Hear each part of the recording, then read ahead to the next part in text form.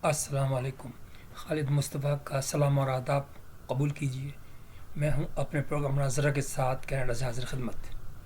आज आपको पता ही है कि खबरें बड़ी तेज़ी के साथ चेंज होती जा रही हैं, और यकीन मानिए आप सब ने ये महसूस किया होगा और मैंने खुद ही महसूस किया कि जो पीटीआई के लोग हैं वो इस तरह रो रहे हैं कि जैसे शायद भुट्टो के कत्ल पे भी नहीं रोए होंगे, यानी फांसी पर उनके।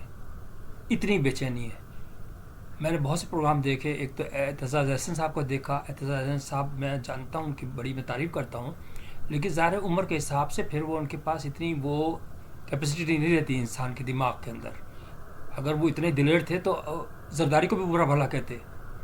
उनके दौर के अंदर उनके बेनज़ीर के भाई को भी कत्ल किया गया था, उसकी भी तहकीक करवाते, जब तो कुछ नहीं बोले। अब वो पीटीआई इसलिए कि इमरान खान उनका पड़ोसी है और उनको उम्मीद है कि शायद इस उम्र के अंदर भी उनको चांस मिल जाए। अफसोस की बात लगती है। भाई आप बोलें तो सही तो बोलें। एक वली साहब हैं, वो भी बोल रहे हैं कि हाँ जी उसने किसी ने एएनपी ने 20,000 दिए और उनका वो हो गया, एग्जम्पशन हो गई।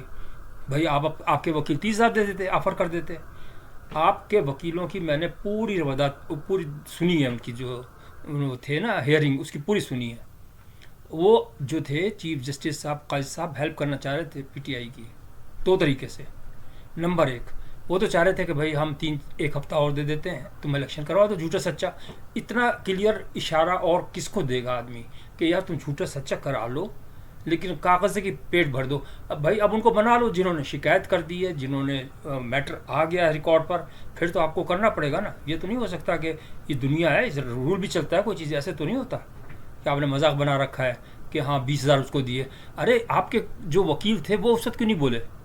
अगर उनको आपको मालूम था, आप वकील के कान में बोल देते कि भाई वो 20,000 मांग रहा है, 20,000 तो कुछ भी नहीं है, हम 50,000 दे देते हैं, अगर ऐसी बात होती तो। अव्वल तो ऐसी बात थी ही नहीं, नंबर एक बात ये है। दूसरी बात यह है कि ये भी कह सकते थे वकील जो थे ना, उन्होंने, मैंने तो एक दफ़ा उनके मुंह से नहीं सुना, बार बार वो पूछे थे काजी साहब कि बताओ मैं क्या करूँ तुम्हारे लिए। अगर वो ये कह देते कि सर हमें 6 महीने दे दीजिए और हम इलेक्शन के बाद करा देंगे, फेयर करा देंगे बिल्कुल जिस तरह आप कहेंगे, तो वो मान लेते। अगर आप 20,000 का जिक्र कर रहे हैं, इस किस्म की बातें ना करें।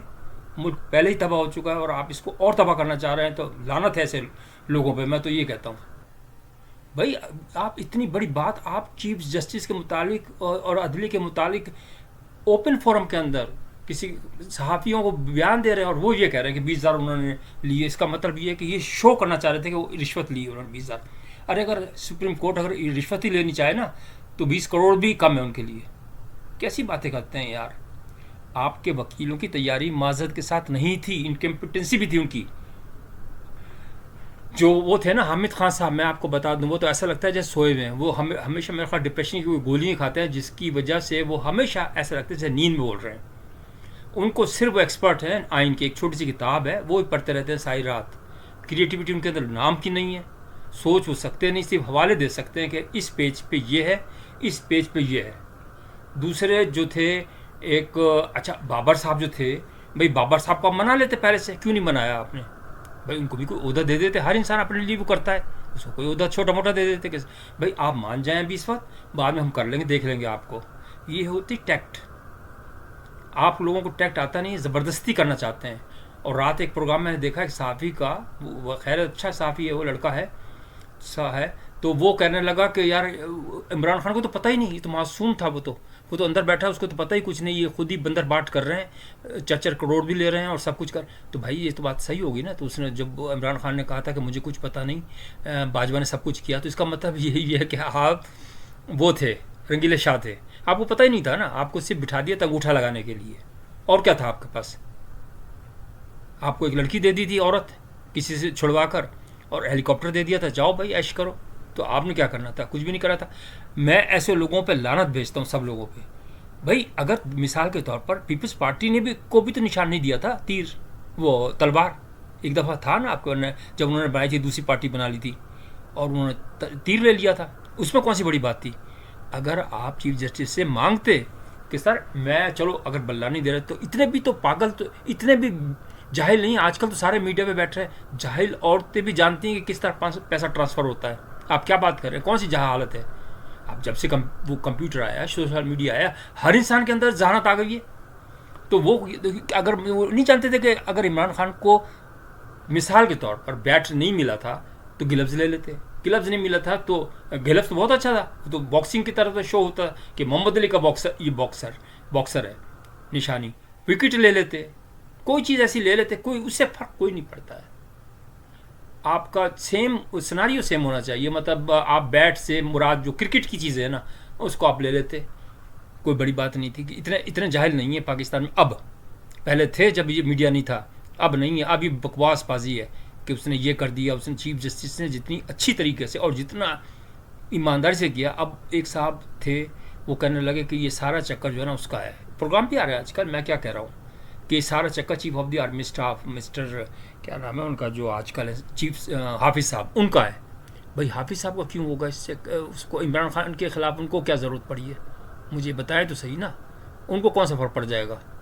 अगर दबाना हो ना किसी को तो बहुत आसान होता है, ये मैं आपको बता दूं। आपको इंटरनेशनल पॉलिटिक्स का पता नहीं है, दुनिया के अंदर क्या कुछ नहीं होता, आप तो मासूम लगते हैं मुझे या बेवकूफ़ लगते हैं। आप भली मैं ये कहता हूँ कि जो मेरे प्रोग्राम को पसंद नहीं करना चाहते ना पीटीआई के लोग ना करें, मेरे अपने चाहने वाले हैं लोग जो हक बात को पसंद करते हैं, जो साफ बात को पसंद करते हैं।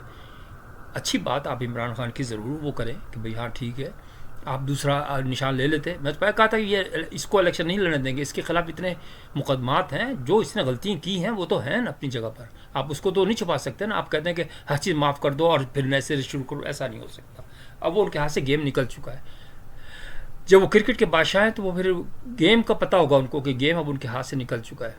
हाँ, अबर तामीर नो करते अपनी पार्टी की, इस दौरान बैठ के 1.5 साल जो आप उसके पीछे पड़े रहे chief of the army staff और डर्टी हैरी, अपनी जमात को मुनज़्ज़म करते, अपने लोगों को देखते कौन क्या कर रहा है, आप तो उसी के पीछे लगे रहे कि chief of the army staff को हटाओ, इसको हटाओ, उसको हटाओ, उसको हटाओ। भाई आपका काम क्या है? वाडा साहब सही कह रहे थे कि भाई हमारा काम सियासत है, हमारा काम इसके अंदर नहीं। जितना बेहतरीन आदमी वाडा साहब है ना, इतना कोई भी नहीं है। उसको सुनो अगर सुनना चाहते हो। उसने बिल्कुल साफ साफ बताया था कि भाई आप 1.5 साल से बकवास कर रहे हैं, टांग तुड़वा रहे हैं, लोगों को मरवा रहे हैं। अरे भाई आप इस साथ बैठे खामोशी से। अक्लमंदी ये थी कि आप अपनी सफ़ों को, जब आदमी शिकस्त हो जाती है ना एक टेम्परली, तो अपनी सफ़ों को दुरुस्त करता है। जो काली भेड़ें थी उनको निकालते, अब तो आपने वोट उसको दे दिया, उसकी माँ को, गुंडे की माँ को, सियालकोट गुंडे की माँ को दे दिया। और अगर सबको ही देना था तो उसको बेचारे को, उसको भी दे देते, शेख रशीद को भी दे देते, तो वो तो आपका कुत्ता ही है, वो तो पाँव पे बेचारा पड़ जाता, थोड़ा सा आप देते उसको तो कोई मसला नहीं था। लेकिन कहने का मकसद ये कि ना तो आपको अक्ल है और ना ही कोई चीज़ और भी है आपके पास, तो इसलिए आपका बेहतर है कि आप सियासत में ना ही आए तो अच्छा है। कोई फ़र्क नहीं पड़ेगा अगर वो नहीं आएगी ना, पीटीआई नहीं आएगी तो कोई बात। फिर सबसे जो बड़ी बुरी बात है ना, अब आपके जो ये जो वो है झाऊ चूहा जो जिसे कहते हैं, जो मतलब चेयरमैन है इस वक्त, ऐसे करके जो देखता है, सॉरी मैं थोड़ा मजाक के मूड में था, जो गोहर एडवोकेट है भाई मैं माफ़ करना। तो वो कहने लगे भाई वो भी बड़े बादशाह आदमी है, बड़े बादशाह आदमी है। तो खैर इस वक्त तो मुझे याद नहीं आ रही क्या बात, एकदम अचानक निकल गई, बड़ी मज़ेदार बात थी कि खैर अगर याद आ गई तो मैं आपको ज़रूर बताऊंगा। हाँ वो दिलचस्प बात है, क्या थी बिल्कुल जहन से निकल गई। खैर किस्सा मुख्तसर ये है कि देखें, अब ये कहना कि कल रात को एक और थे वकील साहब, उन्हीं के वकील थे 3-4, कहने लगे कि नहीं हम नहीं शिकस्त खाई है, हम फिर लड़ेंगे, रिव्यू में जाएंगे। भाई रिव्यू में कुछ नहीं होता, रिव्यू में तो ऊपर जो पेशी हुई भी होती है उसी को डिस्कस करते हैं कि ये फैसला सही था या गलत था।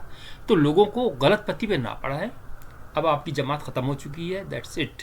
हाँ आप इलेक्शन लड़ सकते हैं। अच्छा दूसरी बात ये भी है कि दूसरे आप जो इस तरह इंडिविजुअल दे रहे हैं ना सबको, तो ये आप एज ए पार्टी तो फॉर्म नहीं कर सकते ना, कानूनन मुझे नहीं पता इसका, क्योंकि जब आप उसमें जाएंगे कामयाब जो होंगे तो वो तो पूछेंगे पार्टी कौन सी है, अलग अलग कैसे करेंगे, वो अलग अलग तो नहीं वो एक्सेप्ट होगा, उनको पार्टी के तौर पे होता है ना एक्सेप्ट। तो ये आपने बहुत बड़ी गलती नहीं कर दी कि सबको कह दिया गया था। हाँ मुझे याद आ गया कि जो वो था ना पीटीआई इनकलाबी थी या क्या थी उनकी, उनको कह दिया कि जी हमने बात कर ली है उनसे, सब कुछ हो गया था और आप अब अपने टिकट उनसे ले लो। यार इतनी बड़ी बात आप मीडिया पे कह रहे हैं, सबको कह रहे हैं, और उस पर साइन तक नहीं किसी चेयरमैन के आपके। आप बेवकूफ़ हैं या कौन बेवकूफ़? आवाम को बेवकूफ़ समझते हैं आप? This is very bad nonsense. अगर इस तरह के लोगों के हाथ में है ना तकदीर, तो पाकिस्तान नहीं बन सकता। मैं इसकी तारीफ करूंगा बिलावल भुट्टो की, एक शख्स की, हालांकि वो बच्चा है हमारे सामने, तो बच्चा ही है, हमारा भतीजा समझ लें। लेकिन कहने का मकसद ये कि वो भी तो दिलेरी से बोल रहा है, वो तो हंस नहीं रहा, मुस्कुरा नहीं रहा, उसकी उम्र तो खेलने कूदने की है, वो तो सब कुछ सही कर रहा है। और आप जो इतने बुढ़े हो गए, मैं माफ़ी चाहता हूँ, फिर भी मैं भी बुढ़ा हो चुका हूँ लेकिन कहने का मकसद ये है कि मैच्योर हो चुके हैं, यूँ से कह लें। तो आपको कम से कम सोचना तो चाहिए यार, जो आप एक्शन लेते हैं उसका क्या रिजल्ट निकल सकता है। उल्टी सीधी किसी तरह मुझे इख्तियार मिल जाए और मैं वहीं से सिलसिला शुरू करूं जहां से सिलसिला टूटा था, ये इट इज़ नॉट पॉसिबल। अब आपका गेम ओवर है। अब भली नवाज शरीफ आए, जरदारी आए, कोई भी आए, मौलाना आए, आप नहीं आ सकते। This is the final. आप अगर कोई नहीं पसंद कर रहा, इस बात को ना पसंद करे। मेरे अपने चाहने वाले हैं, लेकिन मैं उनको भी जो नापसंद इस बात को कर रहे हैं, उनको मैं ज़रूर कहूँगा कि आप मुझसे बिल्कुल 1 to 1 करें, बातें करें कि भाई क्यों आप कह रहे हैं। ऐसे आदमी को जिसको एथिकल वैल्यूज़ का पता नहीं है, जो कि जानी है, मैं तो बरमला कहता हूँ जानी है, उसका नाजायज़ बच्ची है भाई, ऐसे आदमी को आप सरबराह बना रहे हैं और वो फिर झूठ बोल रहा है कि मैं मदीना की रियासत बनाऊंगा। इससे बड़ा झूठ क्या होगा? अल्लाह नाराज़ नहीं होगा? अल्लाह नाराज़ ना हो। मैं तो कहता हूँ अल्लाह वैसे तो रहम दिल है, माफ़ करने वाला है, लेकिन कहने का मसला इतनी बड़ी बड़ी बातें नहीं करो, अपने आपे में रहो, मगरूरियत मत करो। तुम्हारा जो सज़ा मिली है ना, मगरूरी से मिली है, मगरूरी से सज़ा मिलती है। आप अल्लाह से माफ़ी मांगे, हो सकता है कि अल्लाह तो आपको माफ़ कर दे। आप इस वक्त जो स्ट्रेटजी है वो ये है, सिंपल, मैंने अभी भी कह रहा हूँ, अपनी जो सफ़े हैं ना उनको दुरुस्त करें, जो काली भेड़ है उनको निकालें और अच्छे लोग ले लें। जब 50 ही आपके उम्मीदवार अगर जीत जाए ना, तो आप फिर आ सकते हैं गेम के अंदर। ये ज़रूरी नहीं होता है कि आपको अब वजारत वो मिल जाए, वज़ीर आज़म। It is not possible. हाँ, आप एंट्री हो सकती है और आहिस्ता आहिस्ता आप कुछ काम करें लोगों के, और अब पाकिस्तान के काम करें, तो शायद वो आप बढ़ जाए आगे। तो मेरा ख्याल आज के लिए इतना ही अच्छा है। सॉरी मैं थोड़ा जज्बाती हो गया था, लेकिन मैं सुनते आजिज़ आ गया हूँ ऐसी बातें। भाई काम की बात करो, दुनिया कहाँ से कहाँ पहुँच रही है और आप पाकिस्तान को पीछे लेके जा रहे हैं। Nonsense. Sorry, thank you very much.